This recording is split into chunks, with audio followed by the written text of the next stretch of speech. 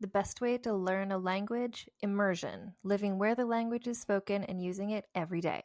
But if that's not in the cards for you this year, you can still learn a language the second best way, and that's with Babbel. Be a better you in 2024 with Babbel, the science-backed language learning app that actually works. Don't pay hundreds of dollars for private tutors or waste hours on apps that don't really help you speak the language. Babbel's quick 10-minute lessons are handcrafted by over 200 language experts to help you start speaking a new language in as little as 3 weeks. Babbel's designed by real people for real conversations. Babbel's tips and tools are approachable, accessible, rooted in real-life situations, and delivered with conversation-based teaching so you're ready to practice what you've learned in the real world. For instance, I've been using Babbel's convenient courses to help me learn basic conversational skills in German while I'm getting ready for a little trip I'm planning. It's not a language I'd ever studied before, but I find the lessons really easy and kind of like hand-holding me through learning a completely new language to me. And it's reassuring to know that with the help of Babbel, I'll be able to greet people, order food, and ask for directions without having to consult language apps while I'm in Deutschland. I'm still learning. Studies from Yale, Michigan State University, and others continue to prove Babbel is better. One study found that using Babbel for 15 hours is equivalent to a full semester at college. Babbel has over 16 million subscriptions sold. Plus, all of Babbel's 14 award-winning language courses are backed by their 20-day money-back guarantee. Here's a special limited-time deal for our listeners. Right now, get up to 60% off your Babbel subscription, but only for our listeners at babbel.com/vulgar. Get up to 60% off at babbel.com/vulgar, spelled BABBEL.com/vulgar. Rules and restrictions may apply. Ah, the web tour. Those that both creators and were created by the threads disentangle from the fringes to feast on the very thing that spawned them. What's up, Timmy? This is how you deal with weird! No! Do not harm my children! Oh, you lost a feather. Can I keep it? No, you can't force me to! Do you know what lies within nothing? Rocket's in trouble, Akasa! Can we turn on the wind show remotely? No, she could lose her job as an Akasar. I don't fear Vehar. No, but you fear me. If you intend to trick me, I will not hesitate to sever the oath bond entirely. Why didn't you help me? Coward! I don't have a parachute! I don't like free falling! Counterbalance, a high fantasy audio drama. Season 2, coming 15th of October 2023. Learn more on trilunas.com.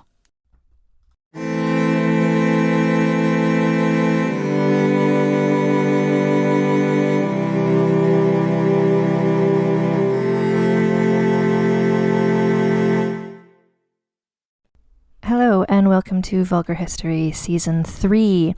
My name is Anne Foster and this is a feminist women's history comedy podcast. This season's theme is How to Lose a Queen in 9 Days, aka the Lady Jane Grey scenario. And this is our third episode, right? Yes. And so hopefully by now you're seeing sort of onion-like layers of stories that we're looking at, because it's not a straight progression of like, here's the grandmother, here's the mother, here's the person. It's like, here's kind of a bunch of women who were around at the same time who had significant impact on Lady Jane Grey and who she was as a person and what happened to her. And so we've already looked at Mary Tudor. We've looked at Catherine Willoughby. And when we were talking about Catherine Willoughby, we mentioned that she was really good friends with Catherine Parr, aka best known as Henry VIII's sixth and final wife. And actually, they were part of a girl squad, Renaissance Reformation Girl Squad. They were just a group of really smart, really curious, very religious women who like to meet and talk about the Bible and talk about all the knowledge that they were learning and just being strong, independent, cool people. Altogether, they were mostly named Catherine. There was a couple of people also named Anne in the group, because at this point, the name Anne just kind of means woman. Like, if you just have a daughter and you're like, what will we call, I don't know, female? Anne was just kind of the name when you didn't know what else to call somebody. But the other member of this girl squad was Frances Brandon. aka Lady Jane Grey's mom, aka Catherine Willoughby's sort of sister / stepmother.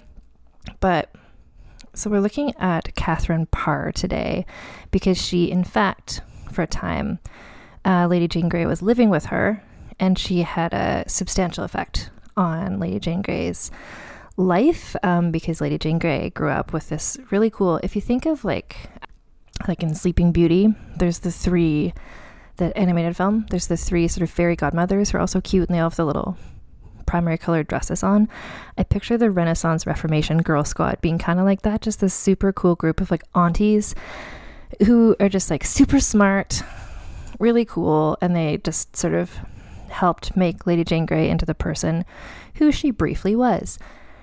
So Catherine Parr, also, I want to sort of emancipate her from the narrative of she was Henry VIII's sixth wife, because as much as I love the musical Six, and I adore the musical Six, I got to see it perform live before pandemic shut down the arts industry. So good, so fun. It's a really fresh take. My one quibble, and in general, I just want to let you all know that I'm not a stickler for historical accuracy to the point that it will stop me from enjoying things. I enjoy anything that's inspired by history in general. The trashier, the better, personally. And Six, the musical. So each of the wives in the musical sort of presents their situation, and the creators of the show had a challenge ahead of them to have different genres of music for each wife, and also for each of them to have a different story of what happened between them and Henry. And the story that they gave to Catherine Parr is that her true love was Thomas Seymour, but she had to go be with Henry, but she loved Thomas Seymour. And I was just kind of like, is this the narrative we're doing? Because in fact, Thomas Seymour was a worse husband to her than Henry VIII, because twist, Catherine Parr had such an interesting and action-packed life and such poor luck with husbands that actually she was married, I want to say 4 times, maybe just 3 times. We're going to read through the story and we'll all learn together. But like Henry VIII wasn't her only husband, and he was not even her worst husband. He was not even the most interesting thing or the most tragic thing to happen to her. But like, I hope when we reach the end of the story, you'll understand why. When I saw how Six the Musical presented kind of the love story of Catherine Parr and Thomas Seymour, I was just like, and pass. So she's a very cool person, and I'm actually really excited to talk about her, not as the sixth in some sort of season of podcast about like just the 6 wives themselves, because outside of that context, there's a lot to talk about her. That was just a very small part of her life story, and that's part of what is so interesting about it all. So let's dig into it. So Catherine Parr was born in 1512, the oldest child of a wealthy aristocratic family. Her father was named Thomas, and her father was a good friend of Henry VIII. So at the time that Catherine was born, Henry VIII was already king. He was about 20 years old when she was born, so he would continue to be about 20 years older than her. So her mother was named Maud, and Maud was a lady-in-waiting to the queen, who was at this point still Catherine of Aragon. And in fact, just to make the generational divide all the creepier, Catherine Parr was named in honor of Catherine of Aragon. That's why there's so many Catherines around at this time. Everybody was named after the queen. Catherine of Aragon was her godmother. Little did anybody know that this little baby, 20 years later, was going to be marrying the king. Just a little, there's always going to be some sort of weird generational thing in all these stories. That's a little theme this season, I guess. So Catherine Parr was lucky enough to grow up at a time when the education of young women was seen as a priority for all noble families, because, well, that's culturally what was happening. And this is partially because Catherine of Aragon's influence, because she herself had been given a really thorough education from her mother. And so she just thought that all girls should be well educated. And so everybody was, because that's what she was, a queen, and that's what she was modeling for everybody. So Catherine Parr was a keen student. She learned to speak 3 languages other than English. She could also speak French, Latin, and Italian. And throughout her whole life, she kept being she was a lifelong learner. She eagerly learned new languages, new information. She's a very intellectually curious sort of person. So when she was 17 years old, which was just around when Henry was in the midst of trying to extricate himself from his marriage to Catherine of Aragon so he could marry Anne Boleyn, the 17-year-old Catherine was married to Sir Edward Burgh. And that's spelled B-U-R-G-H. And I feel like it's pronounced Burr because that's how Lady Catherine de Bourgh is said in Pride and Prejudice. So Edward Burr was slightly older than her, likely in his mid-20s, and their marriage was of the usual arranged variety that would have been mutually beneficial for both families. Nothing unusual here. He was known to be in poor health at the time of the marriage, and he actually died 4 years later. The couple had no children. So I was right. She does have 4 husbands. He's the first. So they had no children. So she was a widow, aged 21. And then 1 year later, when she was 22, and just, well, the Rosencrantz and Guildenstern of it all, the parallel story that's going on is that Henry was by now married to Anne Boleyn. Catherine Parr was married again in another arranged marriage. Her second husband was named John Neville, and he was at least twice her age. So she's 22, so he's at least 44, maybe older. He was also a baron, so marrying him elevated her in rank as she became the mistress of his estate and also stepmother to his 2 children, whose names were John and Margaret. So this was during Henry's Anne Boleyn years, which, again, to like vaguely recap a thing that I sort of know but didn't specifically research, we're in the Reformed religion era. Henry has broken with the Pope, etc., but the religion that he liked was really similar to being Catholic, except for no Pope, mostly. Catherine and Neville were both Catholic, which was a dangerous thing to be because Henry had changed the religion. Neville was accused of being involved in the Pilgrimage of Grace, which I talked about last time. It was this rebellion led by the Catholics against the king. A bunch of people were arrested because they were just revolting against the king for various reasons we'll get into in much more detail later in a subsequent episode of this podcast when I have more time to research it. Anyway, Neville was potentially involved with this, and so he was arrested in October 1536. 3 months later, so he was arrested, like taken to jail, presumably, leaving his young wife back in the castle with her stepchildren, who she'd barely just met, alone for 3 months. And then after 3 months, he didn't come home. But what happened was Catherine and his children, her stepchildren, were taken hostage. So suddenly we're in sort of like a panic room, Renaissance era situation. So with the help of Catherine's brother, William, Neville was freed without charge and returned home, where he convinced the rebels to free his family, which is like impressive that he, using words, was able to stop his family being held hostage. So Catherine at this point was 24 years old, left alone to manage an estate and support her staff and stepchildren through this extremely traumatic situation. So you can already see, and she was fine.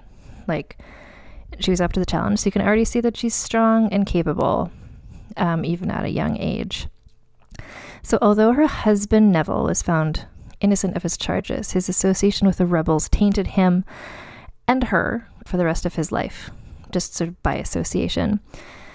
He was apparently blackmailed, like literally blackmailed for several years by Henry VIII's right-hand man, Thomas Cromwell. So meanwhile, like Henry VIII is just like having wives, not having wives, babies being born, whatever. By this point, when the whole Anne of Cleves situation wrapped up, in the sense of that marriage, was everyone's like, let's pretend that never happened. The family was able to return to as close to normal as they could because the Anne of Cleves situation wrapped up with Cromwell being killed. So this normalcy was short-lived because Neville fell ill in 1542. The same year Catherine Howard was executed. Catherine Parr helped care for him. So Catherine Howard was executed in 1542. And this is where you're like, isn't Catherine Parr going to be Henry's next wife? Like, is she not still married to Neville? So just wait. Catherine Parr helped care for her husband for a year as he was ill, and then he died in 1543. So she was left a very wealthy widow and still just 30 years old. So totally fine to marry again, to take a third husband. The marriage between them seems to have been companionate. Is that a word? Like, they clearly got along just fine. She kept his personal Bible with her for the rest of her life to remember him by. So clearly there was some affection there. So what do you do when you're 30 years old, super smart, ridiculously wealthy, and suddenly widowed? Well, if you're Catherine Parr, you call up your old friend, Lady Mary. So Mary, the oldest child of Henry and Catherine of Aragon, was 4 years younger than Catherine, and they had been friends in childhood. Because remember, Catherine Parr was the goddaughter of Catherine of Aragon, so she and Catherine of Aragon's daughter Mary would have hung out as youths. So 1 month after Neville died, Mary took Catherine in as a lady-in-waiting. So while there, Catherine Parr caught the attention of a young courtier named Thomas Seymour, aka the brother of Jane Seymour, Henry VIII's third wife. Like, this is just, were I to draw out the family relationships and marriage relationships between everybody in Tudor court, it would just look like a giant, messy spider web of just everybody is related to everybody constantly. Catherine Parr and Thomas Seymour apparently fell in love, but they couldn't get married because someone else found Catherine attractive, and that person was King Henry VIII. So this is why Thomas Seymour was suddenly sent to live in the Netherlands. The king was just like, what if I just get rid of, when you're the king, this is what you can do. If you're like, ooh, the person who I likes this other guy, guess I'll just send him to the Netherlands.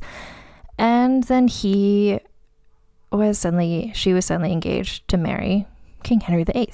She had no choice, obviously. One does not simply turn down the king, especially not this king with all the dead wives in his wake.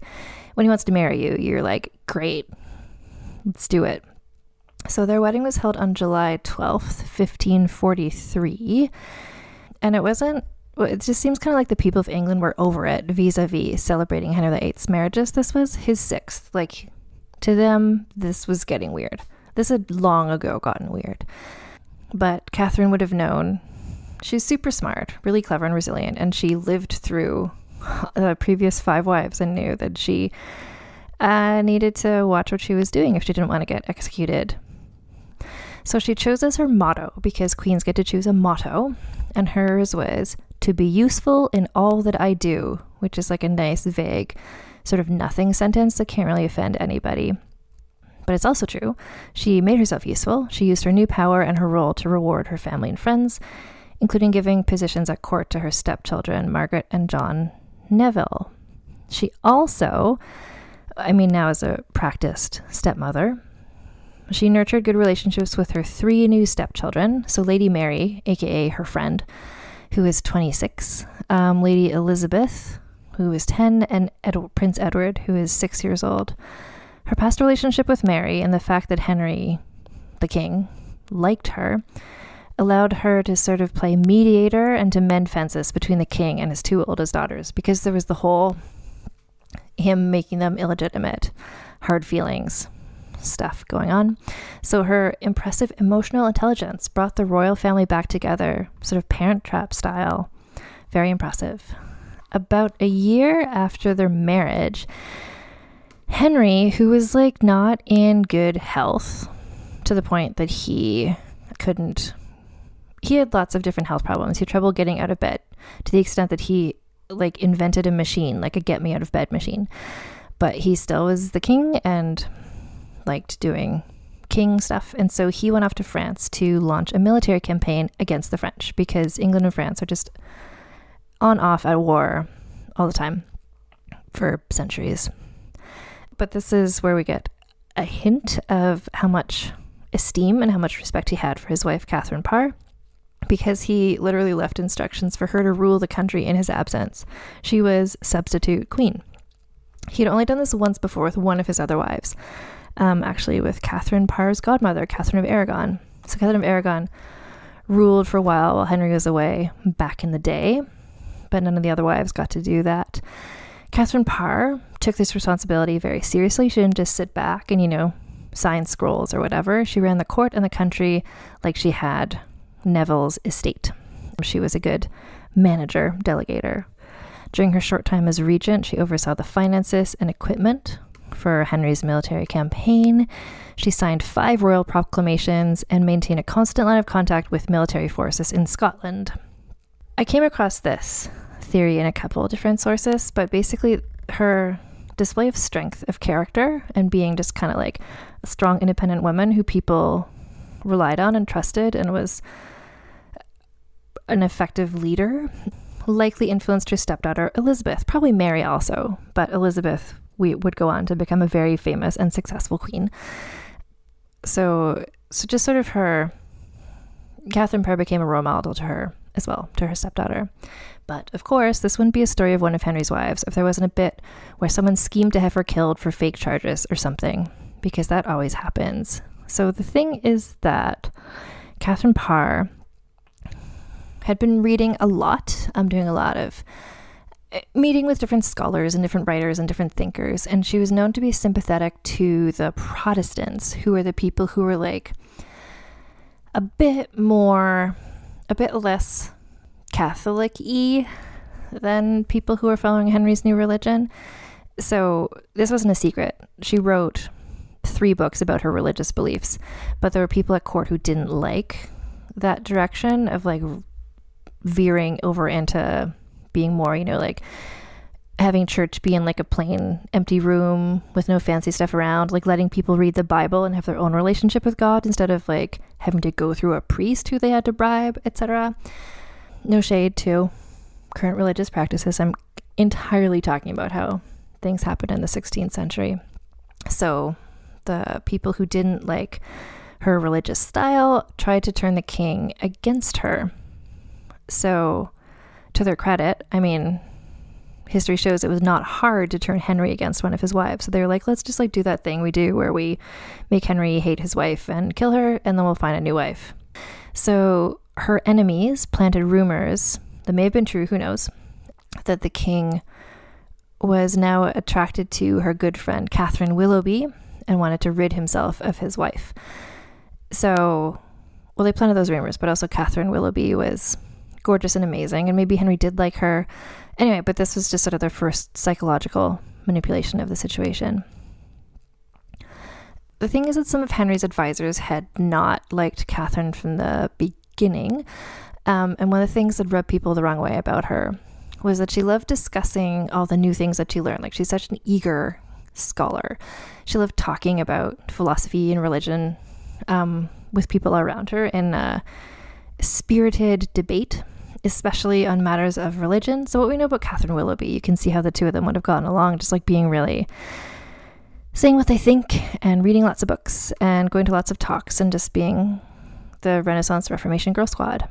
One day, Catherine made a bad decision, in retrospect, to debate the king about religion, when, unknown to her, he was having an especially bad day with some of his health issues. He had an ulcer on his leg and terrible headaches. So she said something that apparently was so controversial that the king thought, well, the king who'd also had health problems, but people kept whispering to him like, what if your wife is secretly a heretic? And he's like, you know what? She is a heretic. What you just said is heretical. So then he told his doctor that Catherine is going to be arrested. That detail's odd. I don't know. Maybe he was just saying that. But anyway, so he told his doctor that she was going to be arrested. Shortly after this, some anonymous person left a copy of an arrest warrant at Catherine's door, like not to arrest her, but just to be like, yo, heads up, you're going to be arrested. So knowing what had happened to her predecessors, Anne Boleyn and Catherine Howard, in the sense of Henry arrested them and then they ended up being executed, Catherine came up with a brilliant plan. We're going to remember this when we get to scoring her for scheminess. So she went to the king's room. Luckily enough, it had not been locked to her, as it had been when his previous wives were under arrest. He set up sort of like the worst trap in the world. Like if there had been wires, he would have been wearing a wire, like super obviously. So he was like, struck up a religious conversation where he clearly contradicted what she had said before. She played off this perfectly, agreeing with everything he said and going further claiming women are subservient to men and men are smarter than women, and he was so much smarter than anybody, and she was so lucky to be married to him, etc., etc. Henry was like, no, you're lying to me. But the best part is that Catherine was like, oh, are you talking about that thing I said before where you were like, you're a heretic? I only said that previous stuff to distract you from your ulcer on your leg because I knew you were in pain. I didn't mean any of it. I was just trying to distract you with my religious talk. And Henry said, and this is a direct quote, "Then, Kate, we are friends again."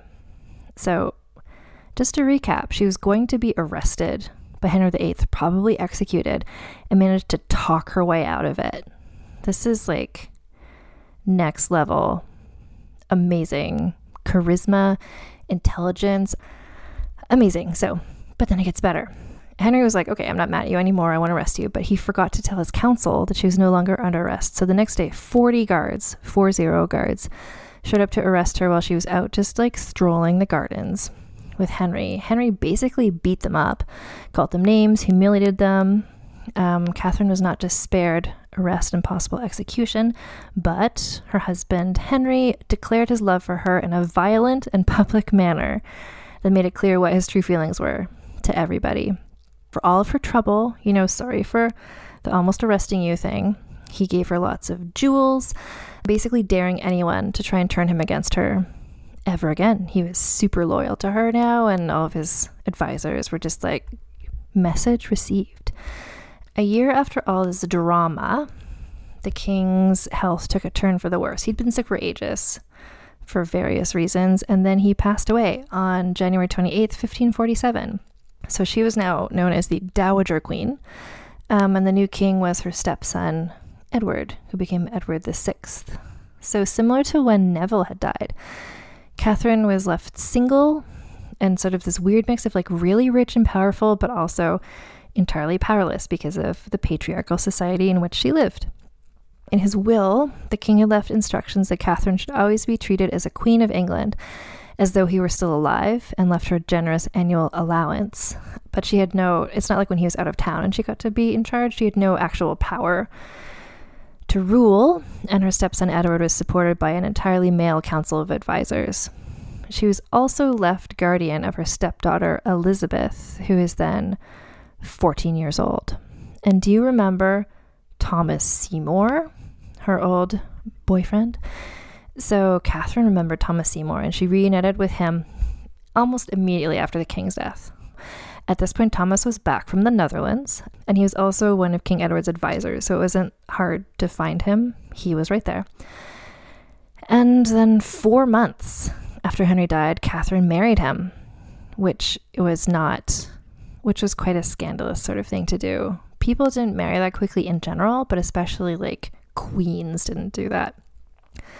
So knowing that this wouldn't look good or meet the approval of basically anyone, they kept their marriage a secret for as long as they could. In this case, several months. Secret marriages are a trend we're going to see several times in this podcast season, and they never turn out well. Sure enough, it caused a scandal when people found out about the marriage. The king, the boy king, Edward, her stepson, and her friend/stepdaughter, Lady Mary, wildly disapproved because this just really seemed like a show of disrespect for their dead father. But Catherine Parr was still the legal guardian of teenage Elizabeth, and so in 1548 she invited Elizabeth, as well as her cousin, Lady Jane Grey, to live with her and Thomas in their new home. So remember, part of the Renaissance Girl Squad was Frances Brandon, the daughter of Mary Tudor, the stepdaughter, but the same age as Catherine Willoughby. So Catherine Parr would have known Lady Jane Grey from before anyway. And then also Thomas had a scheme that he wanted Lady Jane Grey to marry the king, Edward. So various reasons, Lady Jane Grey went to live with them. And Catherine's home became known as an important place for young women to learn and discuss and debate. So even more so making her a role model for both Elizabeth and Jane Grey. This is where, there's like salons, like the great thinkers of the day came and gave lectures and stuff. So it was really a place that really fostered in Elizabeth and Jane, both of whom were really bookish, studious sorts of people. it really helped them with their own intellectual curiosity and figuring out their own thoughts about religion, etc., and just seeing a woman being cool. But the home was also not the greatest place for young teenage girls, because Catherine's husband Thomas took a inappropriate interest in Elizabeth. So apparently he'd already wanted to marry her before he'd gone back together with Catherine, because marrying the king's daughter would bring him lots of power, and he was just a guy who just wanted power. At around the same time that Thomas's interest in Elizabeth got kind of weird and gross, Catherine became pregnant for the first time. So she's on her fourth husband, first pregnancy, and while she was pregnant, she caught her husband in an embrace with Elizabeth. This part is really weird and quite distressing, so like, content warning. So according to the testimony of other people who lived in the house, so basically Thomas just like kept trying to accost Elizabeth. He would like go into her room while she was in her pajamas, which in oldie times was just like a giant shapeless nightgown, so practically naked. It was inappropriate. He would like tickle her in bed, and it's all just like grooming, awful grossness. And then Catherine may or may not have been okay with this. She might have been pretending she was okay with this, but apparently whatever was going on in this horrible, gross situation, Elizabeth only stayed with her for 4 months. Catherine had her sent away, and they never saw each other again, although they exchanged letters. On August 30th, 1548, Catherine gave birth to a daughter who she named Mary in honor of her stepdaughter / former friend. And then 6 days later, she died herself, Catherine, from complications of childbirth. And just because I couldn't not let you know, the following year, Thomas Seymour was beheaded for treason. And this is how and why Henry VIII was not the worst of Catherine's husbands, at least in terms of how they treated her and what kind of person they were. Catherine Parr's daughter was given to her friend Catherine Willoughby to raise, but then the daughter sort of disappears from historical record, and so probably died as a child. So Catherine Parr, in general, is best known these days for her brief marriage to Henry VIII, for surviving, being the one who survived, but she did other cool stuff too. E.g., her first book was called Psalms or Prayers. Like, that's the name of it. Psalms or Prayers was the title. It was published anonymously in 1543, the same year she got married to Henry VIII. 2 years later, she made history as the author of the first book published in England by a woman in the English language using her own name. And this was a book called Prayers or Meditations. Her stepdaughter, Elizabeth, who, aside from the whole Thomas Seymour of it all, was clearly influenced in many ways by Catherine. And Elizabeth personally translated this book, Prayers or Meditations, into French, Italian, and Latin as a gift for her father, Henry VIII. Catherine's third book was called The Lamentations of a Sinner, and it was published in 1547, and she's now regarded as an important voice in Renaissance women's writing. She was laid to rest in the chapel at Sudeley Castle, which is the same place she was living with Thomas when she died. And in terms of resources, references that I looked at and that you might want to look at if you want to learn more about this very interesting person, there's a book by Linda Porter called Catherine the Queen, The Remarkable Life of Catherine Parr, the Last Wife of Henry VIII. And there's a book by Elizabeth Norton called Catherine Parr, Wife, Widow, Mother, Survivor, The Story of the Last Queen of Henry VIII. Philippa Gregory is always there for us, and she has a book about her called The Taming of the Queen. And that's Catherine Parr. So time to get into the Scandalicious scale.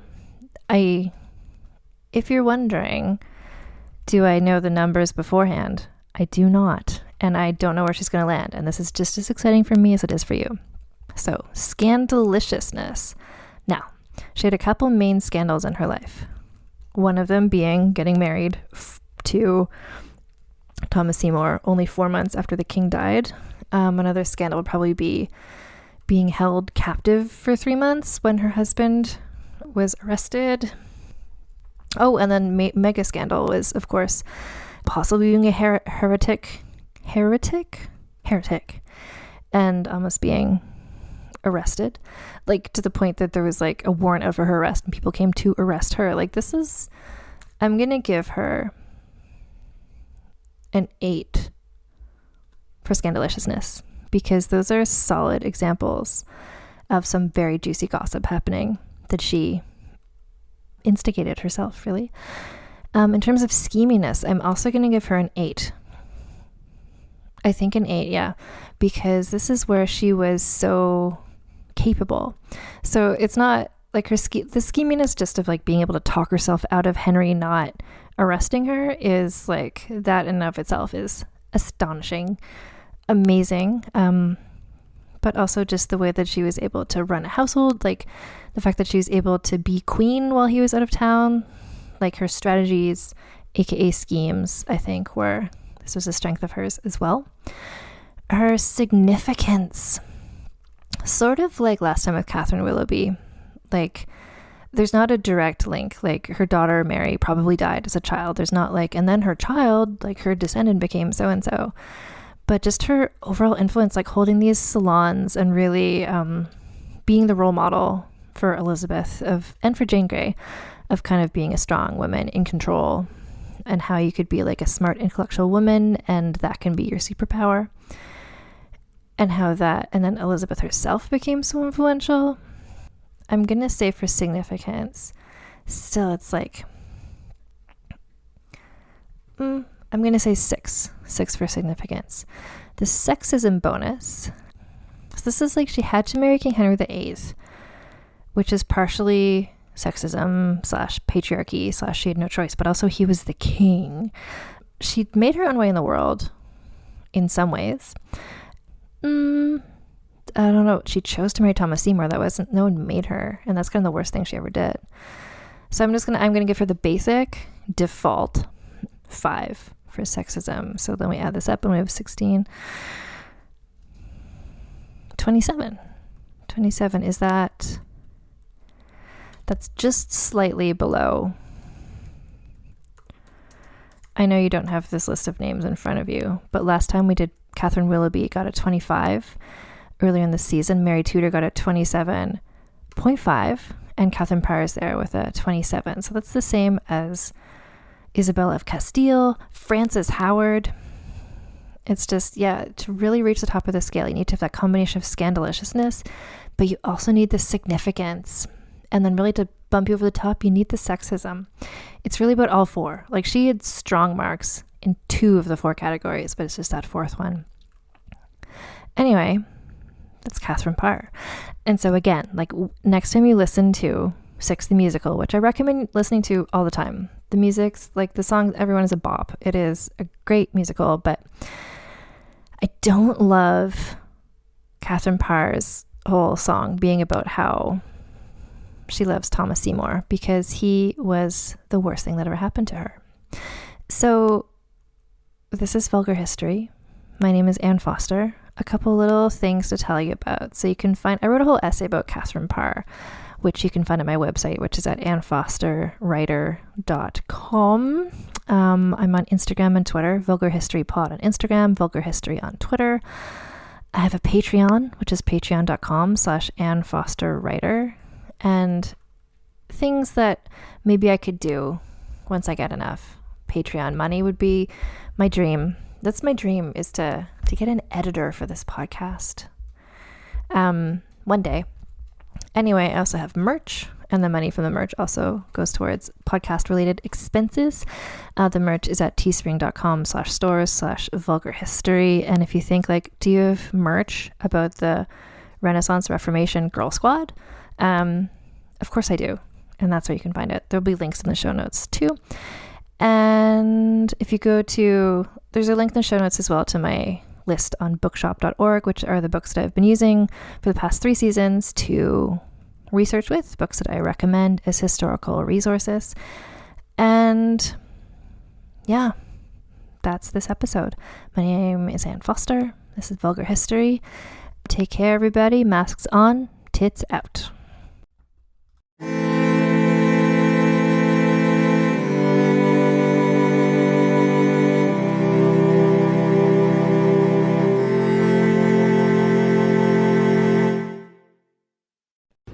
Talmor, Sheshin Marachi. Talmor is my home. I'm here furach as better son. My family have worked the land for generations. My gran says the island does not belong to us, but we belong to the island. And we must be ready, for a great evil is coming, and death follows with it. Listen and subscribe to the latest season of Undertow, The Harrowing, a Storyglass production presented by Realm, available wherever you get your podcasts. With your long-forgotten name, we call upon you. We call upon you. In the words of the unspeakable language, we call upon you. We call upon you. By the spilt blood of the wicked, who walk upon this world, sprouting the words of false idols, we call upon you. We call upon you. On the land of the dead harvest, that which brings the earth itself into your service, Yamal, we call upon you. We call upon you. We call upon you. We call upon you. Yamal calls upon you. The Sprouting, a Call of Cthulhu actual play podcast by Blighthouse Studio. Find us on your podcatcher of choice. I'm Laura Cathcart-Robbins, and I'm the host and creator of Only One in the Room podcast.